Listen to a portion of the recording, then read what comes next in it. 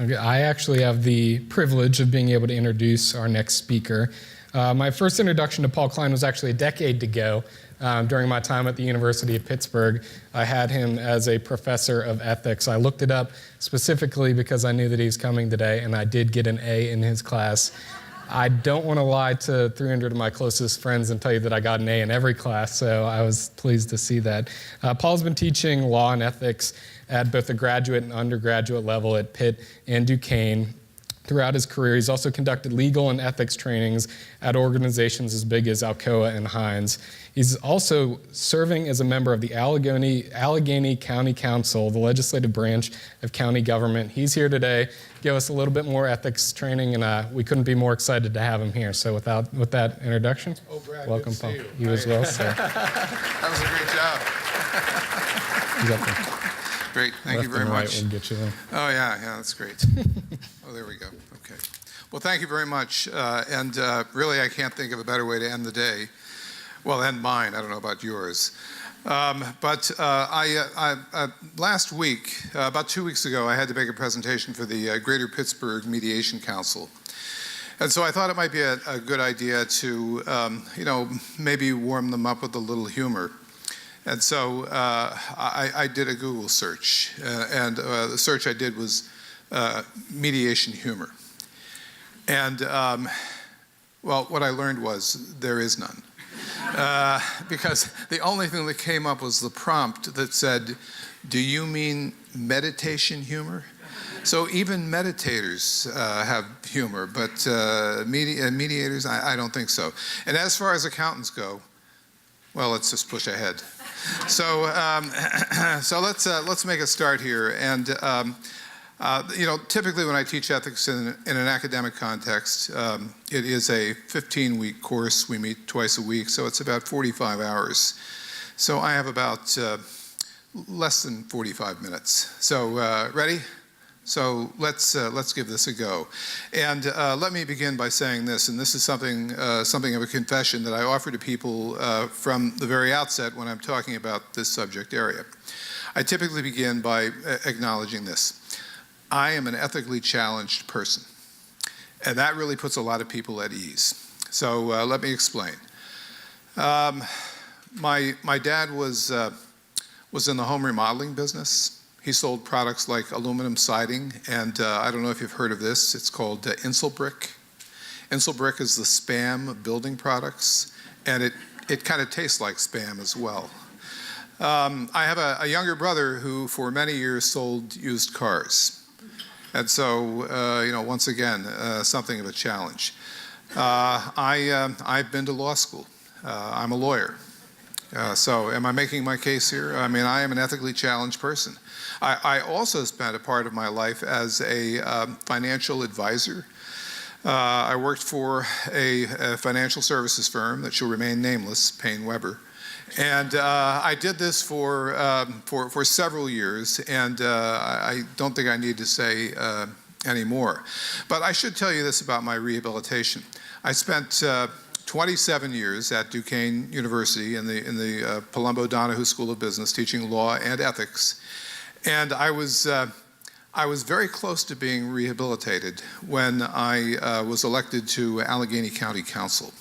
So not bragging, and don't hold that against me, but I've crossed over to the dark side once again. And then I left Duquesne about a year ago, and I've been teaching at the Katz school over the past year, but teaching at Pitt on and off probably for the past 12 or 13 years. So let me share this with you.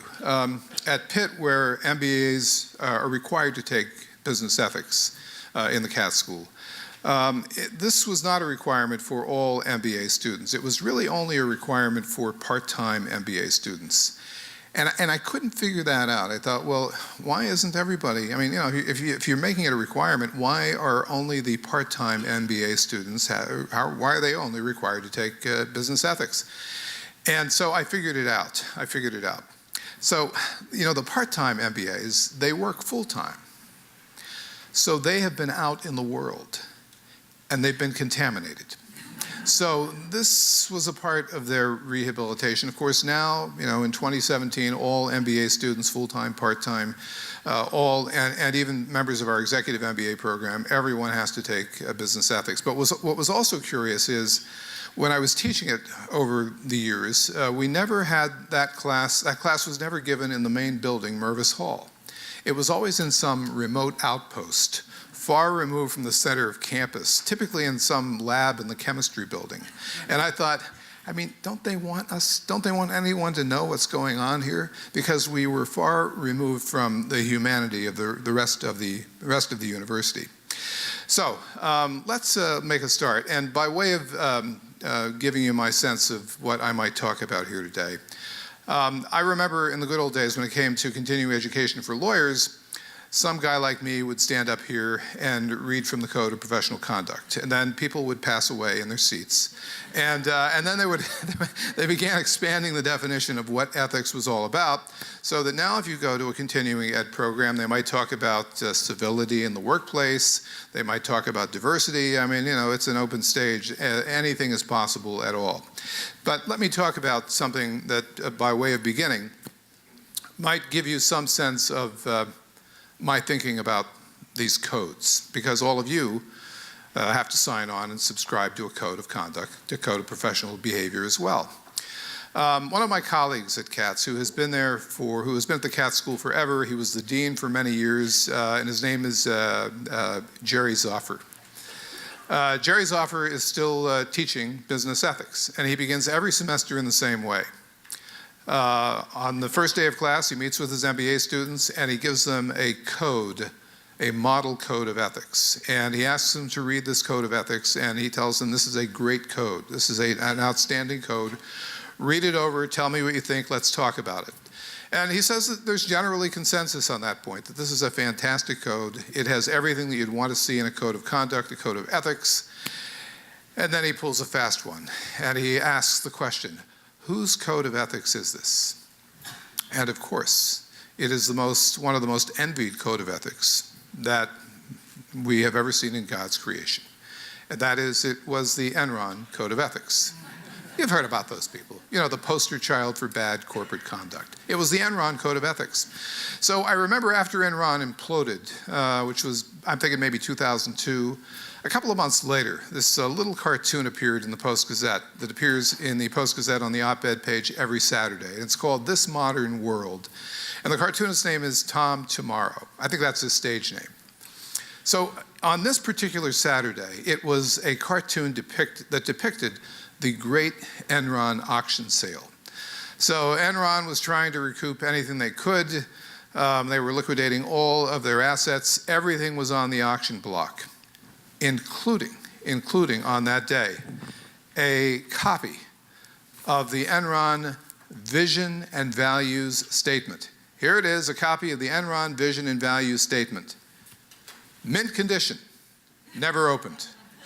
So much for codes in terms of our attention to them and how far they might carry us in this life. But nonetheless, it is difficult to find. You will not find, for example, a Fortune 500 company or increasingly any company of size that doesn't have a code. And generally speaking, when we think about ethics, the approach to thinking about ethics, is really what we call compliance-based ethics, because the thinking is that if you can understand the rules that are particular to your specific profession, if you can understand those, if you can get your head around it, then you are going to do the right thing.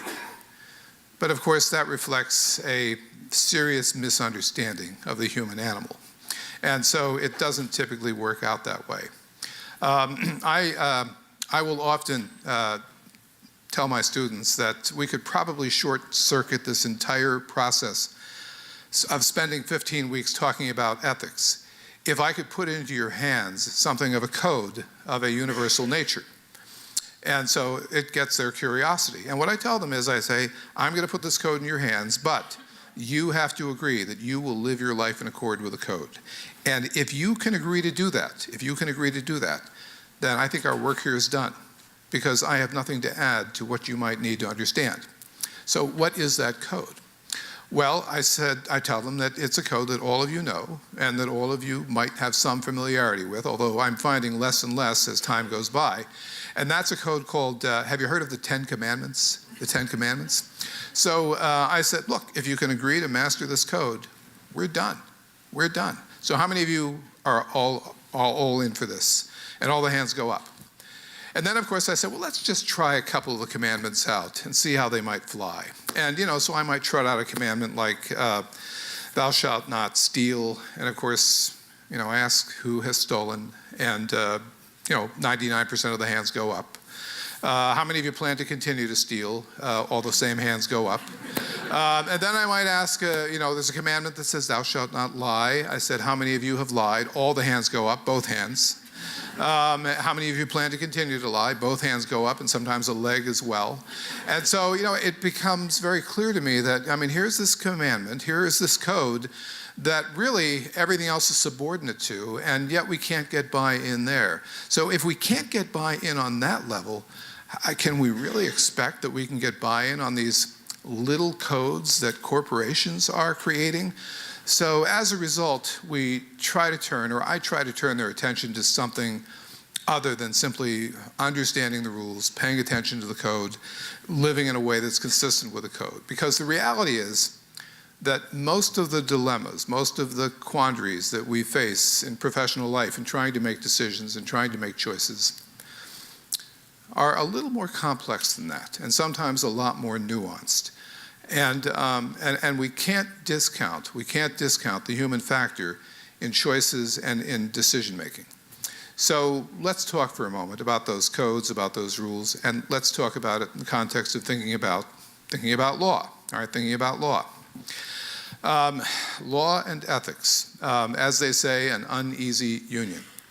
Once upon a time, I taught only law, and I taught business law and contract law and employment law, and that's all I taught. And I felt very good about that. And I felt like, gee, this is a great thing. And when people ask me what I teach, I say, well, I teach law. And they were impressed, and I like that. And then one day, one of the deans at Duquesne asked me if I might be interested in teaching business ethics. And I responded very quickly. I said, I'm good. I don't need to do that. I've got other stuff in my collection of things I can't do, and I'll just add that to the list. So I said I don't think I'd like to do that. Well, eventually I said yes, and of course now at the University of Pittsburgh, that is all I teach. In fact, I teach business ethics right now to undergrads and graduate students. I teach 5 different sections during the semester. One course, 5 sections. So if you've heard this story before, I have too, many times every day. So law and ethics. The great thing about law for most people, and professionals in particular, is that law provides a pretty good cover when you feel that you've done enough. And really, when we think about complying with legal standards, complying with the law, and I know you know something about that, the law sets the bar pretty low. What I mean by that is this. The law establishes a moral minimum of conduct or behavior of all of us. And yet, the reality is that law does give expression to moral considerations. The law is really built on a moral foundation. But the law doesn't ask much, and I often explain it in this way.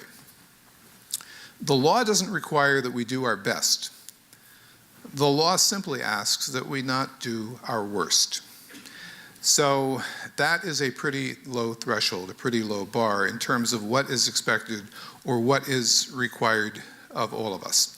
And the question often arises, so how do we distinguish law from ethics? And someone said this quite a long time ago, and it might have even been me.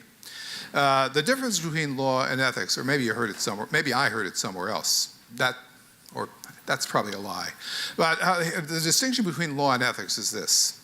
Law is understanding what you have the right to do.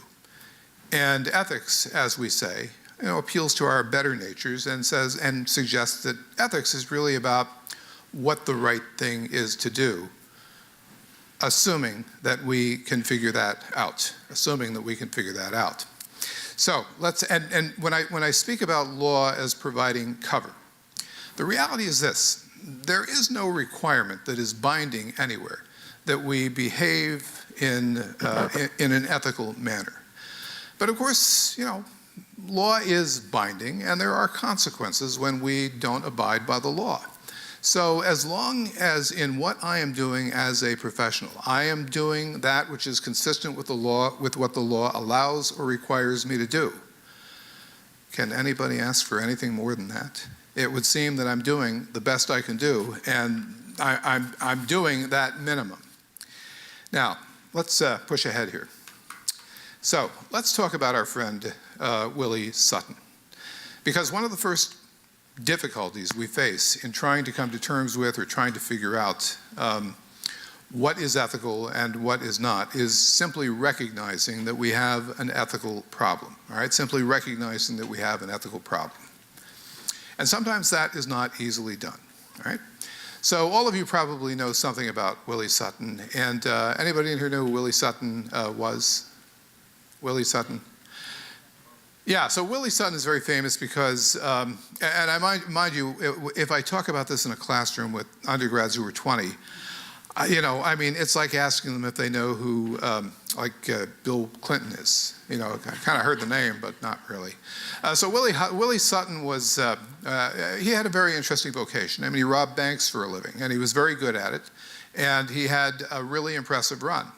And there are variations on this story, but eventually the law caught up with Willie Sutton. And when Willie was apprehended, he was charged with a number of offenses, robbing banks. He was tried, he was convicted, and then when he appeared in court to face his sentencing, the judge asked him the question. And the question they asked him was, Willie, why did you do it? Why did you do it? Why did you rob banks? To which Willie famously responded, because that's where the money was. Now, you have to give him credit for that. That is true, all right? That is true. But I suppose it never crossed his mind that this is something that might be problematic on maybe an ethical front, and obviously problematic on a legal front as well. But one of the first challenges that we face in terms of attempting to address an ethical problem is to recognize that we have an ethical problem, an ethical dilemma in the first place. And the earmarks of most ethical dilemmas look something like this. An ethical dilemma is, more often than not, a conflict between values, a conflict between our values, all right? We're being tested in some way, and what is at issue and what makes it so difficult is that we might be looking at a situation in which two of our most important values are somehow at odds with one another. And we're trying to figure out how to resolve this dilemma as best we can. I would also say this with respect to ethical dilemmas. Ethical dilemmas are not so much a choice between right and wrong as problems in which we are asked to choose between right and right, or sometimes we might say right versus less right, or right versus less wrong. And that's what makes it so difficult for us to get to the other side and figure out exactly what we ought to do. So before we can begin that process of making some decisions about what we should do in a particular situation, we have to have this ethical awareness, this ethical perception that we do have a problem that calls out for some kind of a justifiable resolution. Now, when we think about moral dilemmas, one of the things that is abundantly clear, and that is this. We often think that bad people do bad things, or that good people intend to do bad things and are capable of doing bad things. But much of the work that's been done in this field suggests that that's really not the case at all. In fact, in many cases, we have people who are well-intended, well-regarded, people who are not intending to harm anyone or violate anyone's interests. And yes, yet the net effect of what they do has just that kind of impact. So oftentimes we are afflicted by what we might call moral blindness. Sometimes in our midst or in our vision, we are dealing with or not effectively negotiating what might be called blind spots in trying to resolve problems. And it is a part of this recognition problem, but oftentimes it isn't. Oftentimes we are talking about a situation in which we see a problem, we recognize a problem, should I deal with this, should I not deal with this, and then we choose to look away. And we sometimes refer to this as choosing not to know, choosing not to know. Choosing not to know something that is in front of us and that might require some attention and some kind of a response, and yet we decide to look the other way. And it's often been suggested that sometimes what we do is we decide to go to that happy place, where all is right with the world, and pay no mind to what that man is doing behind the screen. We just blithely push ahead and oftentimes leave matters that call out for some attention unaddressed, because it's sometimes very difficult to make a decision to do something where the expectation is that we ought to. John Knapp. So all of you might be familiar with this very, very famous case that is continuing. We continue to talk about it in business schools today. It's a case involving a company called Dow Corning. And Dow Corning was a company that manufactured, Dow Corning at one time had 7,000 different product lines, but one of their products was a breast implant product. And so women who were having reconstructive surgery in the aftermath of about dealing with breast cancer might pursue that option.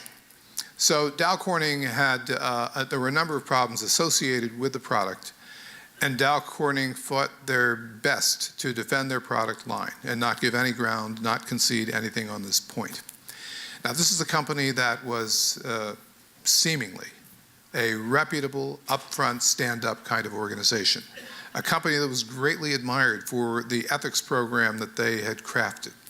And so the question was, how could something like this have happened in a company like that? Because as you may have heard, Dow Corning eventually filed for bankruptcy. Over the many years they fought to defend their product. They spent $1 billion paying lawyers. If you can imagine throwing money out the window. They spent $1 billion paying lawyers to defend them. And eventually they lived out their days on their own as a business that operated under the supervision of a bankruptcy court trustee. John Knapp tried to explain it. And by way of trying to explain it, he said that here is what might explain what had happened at Dow Corning Corporation and happens in other organizations as well. So he talks about these 4 possibilities. Possibility number 1 is what he refers to as tribalism. And that is the belief that as members of an organization, it is sometimes hard for people to imagine that the organization might or would be capable of doing wrong. I mean, you might call it drinking the Kool-Aid. You might call it simply buying in. You might call it a measure of your loyalty not to question the organization, not to challenge, and to accept as true what you have come to believe is true based upon who that company is and what their identity might be. The second possibility is something we just referenced now, and that is legalism. Look, as a business, all we're required to do is abide by the law. If we abide by the law, there's really nothing more for us to discuss. If what we're proposing to do, if what we fail to do doesn't seem to have legal implications, we can get on with our lives, and we can feel comfortable in defending whatever choices or decisions that we make. The third is what we call moral relativism. And this is especially challenging. So moral relativism holds that business is in effect a game. And people who work in an organization, people who work for that business, are in effect players in that game. And it has been suggested that business as a game has its own special rules. So a number of years ago, I believe 1962, an article appeared in the Harvard Business Review. The author was a fellow by the name of Albert Carr. The article was entitled, "Is Bluffing in Business Ethical?" Is bluffing in business ethical? Now, many thought the article was tongue-in-cheek. And what Albert Carr said in that article was this. He said, business is not unlike poker. It is a game. It is a game with its own special rules of conduct. And when you play a game, you play the game to win. So in order to win, you have to master those special rules. And so as long as a business person, you are living within the boundaries of the law, and you are playing by the rules of the game as they have generally been accepted, well, who can have a problem? Who looking in from the outside could have a problem with that? Now, we think about moral relativism in this way. An article was written probably 20 some odd years ago when every business decided we need a code of ethics. We need a code of ethics. And that article was entitled The Indivisibility of Ethics. And what that article suggested is, look, there's really only one code. These attempts on the part of businesses to craft these beautiful codes of conduct, these codes of ethics, and these attempts on the part of professions to do the same, are somehow contrived. Because really, there is just one code, and that is the code that lives within each and every one of us. And that is a code that you should be able to carry with you to every endeavor in life. In other words, whatever your beliefs, whatever your convictions, whatever your values might be, you should be able to transport those values with you. Many would suggest that that is a naive assumption. It's business, damn it. You can't just live your life in accord with whatever your own code is inside an organization. Oftentimes, what you might be required to do, or might be expected to do, or just feel you need to do, might be at odds with whatever those principles or values or whatever that code of yours might be. But the notion of moral relativism, in effect, gives you a pass, because it says, in a business context, the rules of business are different. And as Albert Carr might have put it, the rules of business, the ethics of business, are not the ethics of religion. They are different. There's this fourth category that John Knapp talks about that might explain behavior that we might not understand in a business context, and that is what he refers to as scientism. Scientism is an attempt to elevate business decision-making to the status of science, hard science, all right? So one of the questions that preoccupies people in academia, and there are many of those, is this one. So, is management decision-making, is management an art, or is it a science? Is it an art, or is it a science? Now, some would argue it is a science. If you've ever spent any time inside the Tepper School of Business, have you heard of this place, the Tepper School at Carnegie Mellon University? Management decision-making is management science. It is a science. But in other quarters, the feeling is, well, you know what? Management might be some science, but management is also an art form as well. So many would argue that, well, it's probably both art and science. But science has a good deal more credibility than art. And so as a result, when trying to explain or justify a decision that's been made by an organization, by a business, if we can get ourselves to a place where we can conclude that what they have decided to do rests upon a foundation with scientific properties, if it is a decision that we might argue is verifiable, then isn't that a decision that we can't challenge because it stands on firmer ground and might justify decisions or choices that are ultimately made?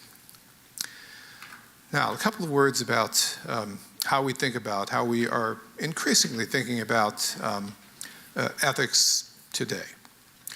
About 10 years ago, a book was written by a woman by the name of Mary Gentile entitled Giving Voice to Values. She had been teaching at the Yale School of Business.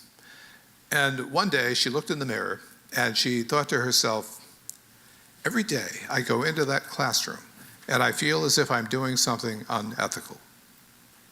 Because here's what she was doing. She was rolling out the standard list of ethical theories that are about 2,000 years old.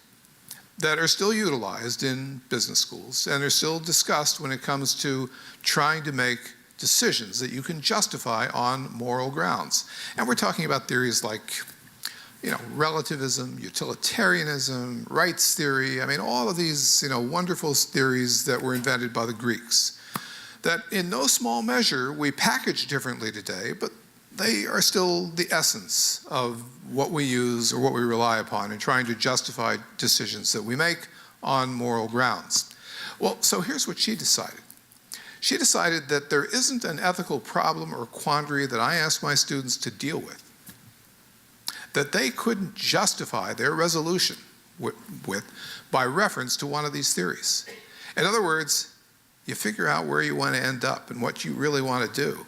And then you trot out that theory and you put it on that foundation, and you can justify anything. You can justify anything you decide to do. So from that day forward, she tried to figure out a better way. All right? And by way of trying to figure out a better way, she wrote this book entitled Giving Voice to Values. And in this book, she made this assumption. And the assumption is, don't you believe that most people, if given their druthers, would like to get up every morning, cross the threshold into the office, and bring their own values with them? As opposed to coming into the office and as they cross the threshold, remembering that they still had something on them, they better go and leave it outside at the front desk, pick it up on their way out. Their values. She said most people would like to work in a place where they can bring their values with them and where they feel that the organization that they are a part of will respect those values, all right, will have some regard for those values. And so as a result, she crafted this program, she crafted this curriculum that is actually used pretty widely in corporate America today in terms of the ethics training that is done in corporate America. So how many of you, as we sit here today, have had some ethics training in a corporate setting? And how many of you have to do this every year? Well, you have to do it here, but every year. Now, this can take many shapes, many forms. In many organizations, it's simply sitting down at a module and taking a little quiz, and then you are blessed and you are good for another year. And that is typically how it plays out. But what she was all about was trying to impress upon people that all of us have some kind of values, some kind of priorities in our lives that mean something, are important, and give some direction and purpose to our lives. And we ought to be able to tap into that in the decisions and in the choices that we make. At the beginning of every semester, and I do this with my MBA students and my undergraduate students as well, I ask them to come to class on the first day and to bring with them a list of their values, and I ask them to put their values in order of importance, their top 10 values. Now, one thing I understand is this: our values change, and that's the good thing. That's okay. When you're 20 years old, your values change every 10 or 15 minutes. But, for those 50 minutes of class, I'm hoping that they'll remain intact, but really doubting that they will. I oftentimes will ask them, so tell me, where did you get those values? And some will say, well, I got them from my family. Or I got my values, my values are informed by my faith, by my religion. I had good examples in my life, people I admired. I learned something about values from them. And then I look at them doubtfully and I ask them the question, so how many of you GTS'd those values? Anybody know what that means? GTS, those values? Well, as they say in France, how many of you Googled that shit? And all the hands go up. Just like all the hands went up about lying, all the hands went up. And I said, look, it's not bad, because Google has hundreds of thousands of values, and a lot of them are really good values, and some of them might even be your values. But I assure them that whatever their values are, whatever the list is that they came to class with, I ask them to make sure that they keep them in a place close to their heart, or at least in their pocket, or somewhere where they might see them again. Because when they come to class and I present a problem, and I present problems throughout the semester, what I will typically do when they are trying to wrestle with this problem and make some decisions and reach some kind of conclusion, I might ask, so tell me about the value that you were giving voice to in making that decision. Because it looks to me like compassion is one of your values, and yet in the decision that you're advocating right now, it sure doesn't look like compassion is front and center. Are you sure that that is your value? And we do this throughout the semester, and probably around week 13 or 14, they really start to hate me. But they begin the process of kind of thinking about or rethinking what it is they really believe. Because the way I think about values and their place in our lives is this. Values are really formed in a crucible of loss. I mean, look, people typically figure out what is important in life as a result of some major life event. I mean, you know, the death of a loved one, or a marriage coming to an end, or a career coming to an end, or a major or catastrophic illness. I mean, it is at that point in our lives that we really come to figure out what is important, what we believe in. And when we think about values, what we're really talking about is what are our priorities. And at what points during our lives do we have the opportunity, or should we, be giving expression to those priorities or giving expression to those values? Because as I said earlier, when we think about the quintessential ethical dilemma, the quintessential ethical dilemma is the dilemma involving this conflict of values, maybe two very closely held values that are at odds with one another. How do we reconcile? How do we reconcile that conflict? How do we reconcile that dilemma? Was I there? Oop. There we go. Now, let's talk about, here we go. A couple of other points about this whole notion of values. I often say that if the world works as it should, which it never does, our beliefs inform our values, and those values, if they are real, become our principles, right? And they should be reflected in the decisions that we make and the actions that we take.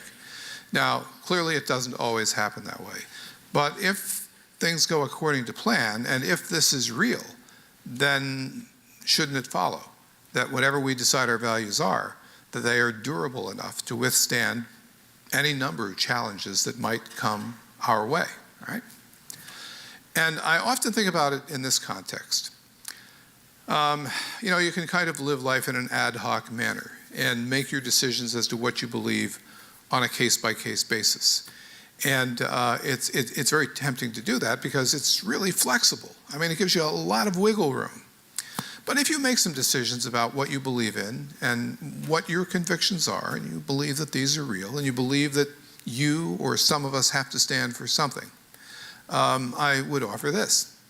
All that stands between, and this is something that I often talk with my students about, all that stands between you and those who would hope to use you to advance their own objectives, their own ends, however narrow they might be. All that stands between you and them is what you believe in and how far you are willing to go to defend those principles. Why, I would bet that even today, sitting in this room, if I said, I'm going to give you 60 seconds to put together a list of 10 values, you'd be able to do it just like that, because you're at a point in your life, many of you, where you probably have been tested or challenged in some way, and you can put your hands on that without ever turning to Google for any help or any guidance at all. The other thing that becomes very clear with respect to acting on what your values are or what your principles are is this. Someone once said, it's not hard to do the right thing. What's hard is knowing what the right thing is to do. But then there's a counter voice to this. And the counter is, I might know in a given situation what the right thing is to do. What's difficult, what's hard is doing it. All right? What's hard is doing it. Which takes me to this. Typically, when we decide that we need to do something, we need to address some kind of a challenge in our midst. Sometimes we do know what the right thing is to do, all right? But there are those times when we just don't. We just don't know what to do. When I put a problem out into the audience, I'll often say, how many of you think this is the right thing to do? How many of you think something else is? And then the question that over the many years I learned to ask was always, how many of you don't know what you would do?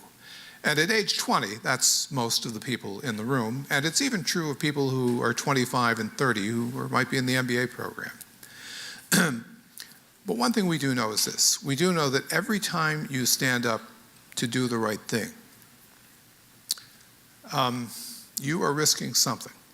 All right, you are risking something because typically there is some price to be paid. There is some price to be paid. And you might think about it in this way. That willingness to pay that price sometimes is a recognition of the fact that principles are indeed, having principles and living those principles out. Principles are expensive, right? If they would be cheap, if they were cheap, everyone would have them. If they were cheap, everyone would have them.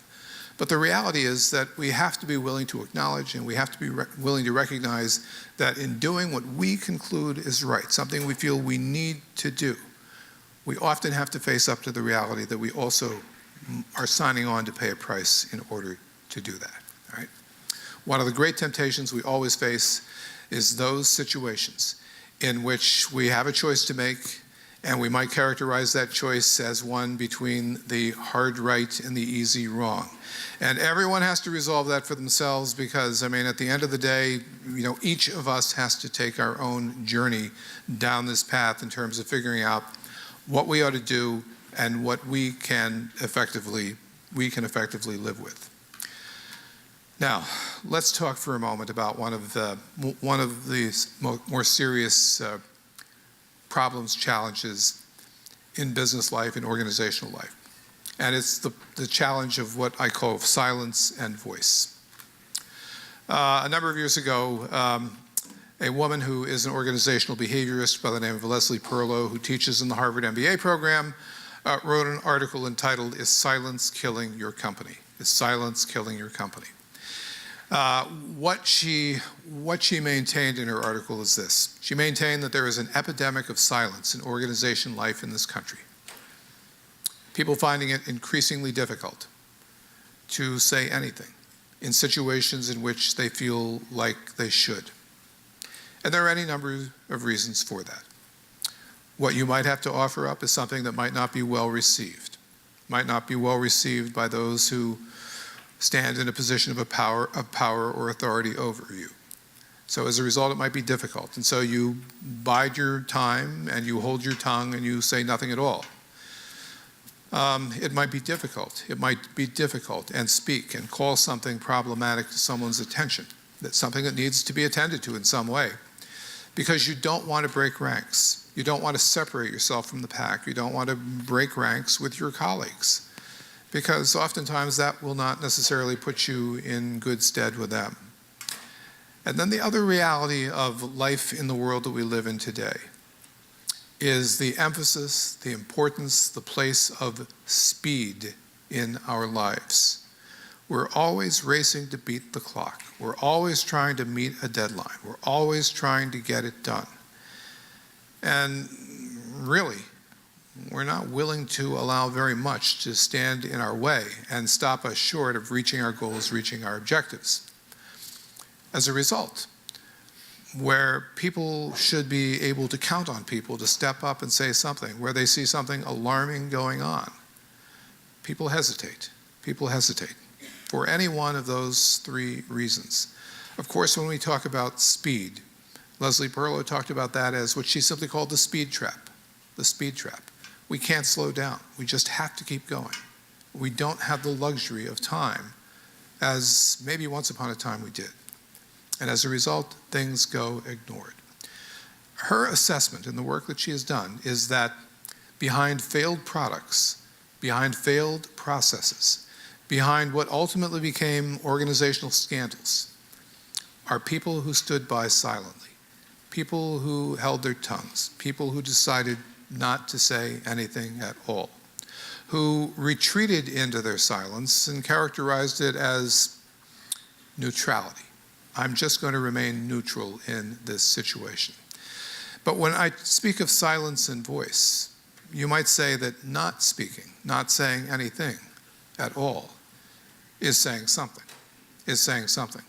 I mean, silence is also voice when it comes to expressing concerns that we might have to address.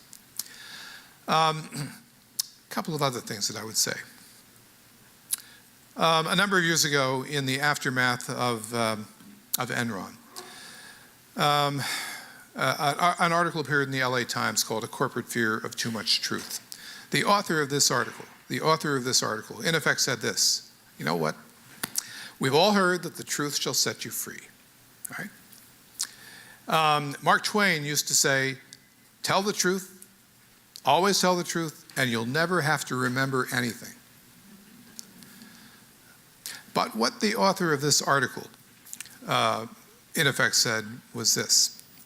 He said that there's only so much truth that an organization can tolerate. There's only so much truth that an organization can tolerate. I know, tell me the truth, tell me the truth, tell me the truth. No thanks, don't want to hear the truth, would rather not know the truth. And even though we might not be given that message directly, in an obvious and overt way, everyone gets the message. All right, everyone gets the message. And as a result, it keeps us standing in our tracks. And it makes it very difficult in an organizational life to speak truth to power.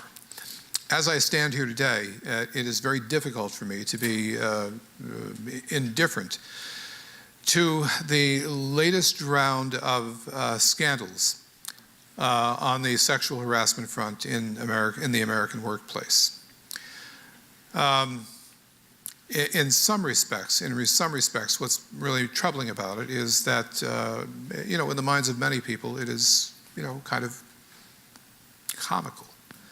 But the reality is that in most organizations in this country today, women experience some form of sexual harassment. They don't talk about it, they don't do anything about it, but most women experience some form of sexual harassment. I spent a part of my career working for an organization called the Pittsburgh Commission on Human Relations. It was a fair employment practices organization. What we did was, among other things, we investigated claims of discrimination against employers, large and small, in the city of Pittsburgh. And of course, during the era that I was there, sexual harassment was not unlawful, although it was frowned upon. By the time I left, it was unlawful. But what I found was this. I found that most sexual harassment, the vast majority of it, is never reported. And there are many, many good, compelling social reasons for why that doesn't happen. But is it alive? Is it well even in 2017, after all the sexual harassment training that so many people have gone through? Is it something that is still very much a part of our lives in a corporate and an organizational context? And the answer is absolutely, absolutely. And when we think about silence in organizations, as we listen to people come forward now who were well aware of what was going on with legends of sexual harassment like Harvey Weinstein, we see that there were many people who might not have been the victims, but who still chose not to say anything at all. So here in 2017, we might want to move further down that path. And by way of closing, let me talk about Obedience 2017. So how many of you are familiar with or have heard of what were famously known as the obedience experiments? Anybody familiar with that? The obedience experiments? Yeah. So Stanley Milgram was a social psychologist at Yale. In the aftermath of World War II, he was trying to come to terms with what had happened in Germany with respect to the final solution.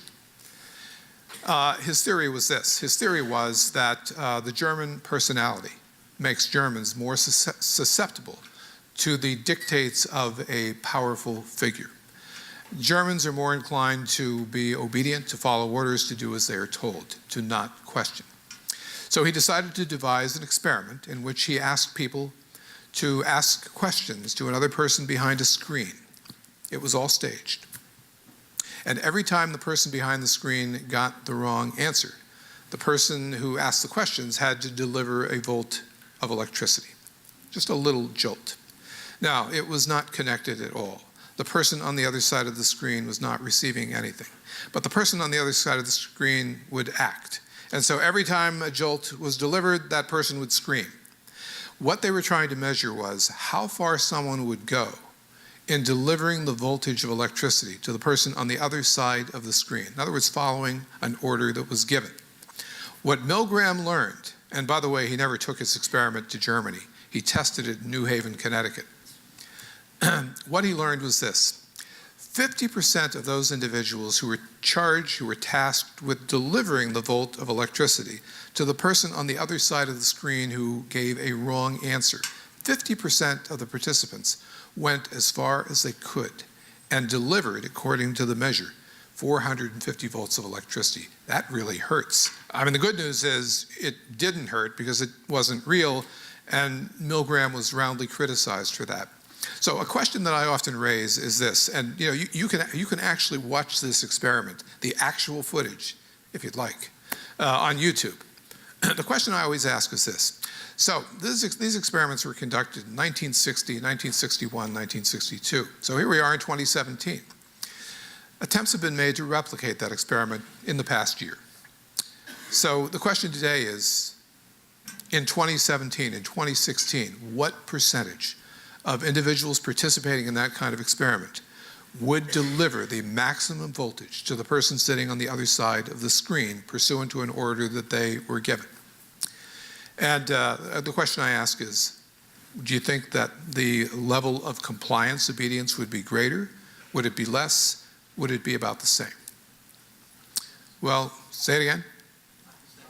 That's exactly right. It is relatively the same. It is relatively unchanged.